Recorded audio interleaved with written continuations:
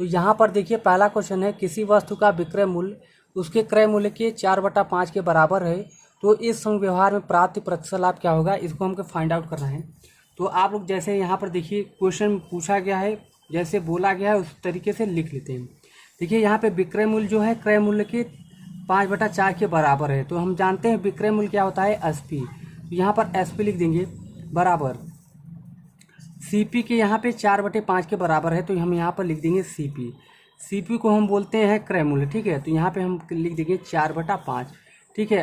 Question में कह रहा था विक्रय मूल्य उसके क्रय मूल्य के 5/4 के बराबर है। तो यहाँ पे देखिए यहाँ पे है विक्रय मूल्य बराबर क्रय मूल्य के 4/5, ठीक है। तो अब हम जानते हैं CP बराबर 4 हो जाएगा और SP बराबर 5 हो जाएगा। तो यदि आपको कम समझ में आ रहा हो तो पहला दूसरा वीडियो जरूर देखिएगा, आपको डिटेल में समझाया गया है, ठीक है। तो यहाँ पर हम लिख देंगे, अब CP बराबर हमको पता चल गया कि 4 है और SP बराबर हमको पता चल गया 5 है, ठीक है। तो यहाँ पर देखिए CP मतलब होता है क्रय मूल्य। कोई वस्तु 4 रुपये में खरीदा और 5 रुपये में बेच दिया तो हमको 1 रुपये का लाभ हो गया। तो हमको कह रहा है कि प्रतिशत लाभ ज्ञात करने के लिए बोल रहा है। तो प्रतिशत लाभ का फार्मूला होता है कि लाभ इंटू 100, ठीक है, लाभ इंटू 100, यानी कि जितने का लाभ हुआ है 1 रुपये का लाभ हुआ है तो 1 रुपये का लाभ कर देंगे, इंटू 100 हो जाएगा, ठीक है। और यहाँ पर हो जाएगा बटा क्रय मूल्य।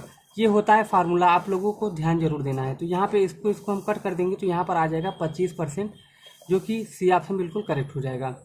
ये रहा पहला क्वेश्चन। आई होप पहला क्वेश्चन आप सभी को अच्छा लगा होगा। चलते हैं हम क्वेश्चन नंबर दूसरे को सॉल्व कर लेते हैं। तो यहाँ पर क्वेश्चन नंबर दूसरा है, यहाँ पे तीसरा टाइप हो गया, ठीक है। एक वस्तु को 1785 रुपये में बेचने पर एक व्यापारी को 15% की हानि होती है, ठीक है। तो यहाँ पे 15% लाभ प्राप्त करने के लिए वस्तु को किस मूल्य पर बेचना पड़ेगा, ठीक है।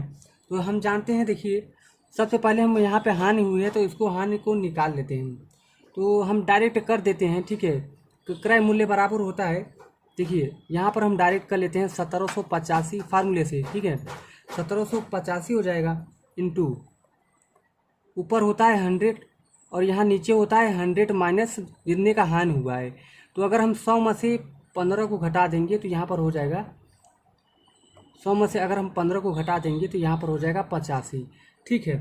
ये फार्मूले से आया हुआ है, ठीक है।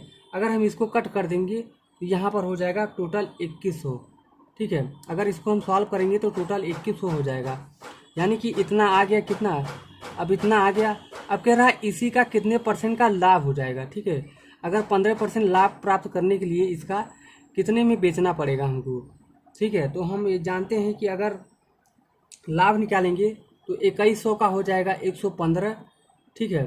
क्योंकि यहाँ पे 15 है तो 100 में हम 15 को जोड़ देंगे तो 115 हो जाएगा और यहाँ पर बटा 100 हो जाएगा। अगर ये 2 जीरो ऊपर नीचे कर देंगे, इसका गुणा अगर हम इसमें करेंगे तो 2415 हो जाएगा, ठीक है। जहाँ 2415 हो जाएगा जो कि राइट आंसर हो जाएगा। तो यहाँ पर C ऑप्शन बिल्कुल करेक्ट हो जाएगा, ठीक है। तो मिलेंगे नेक्स्ट वीडियो में। ये हमारा रहा क्वेश्चन नंबर दूसरा। तो मिलेंगे नेक्स्ट वीडियो में।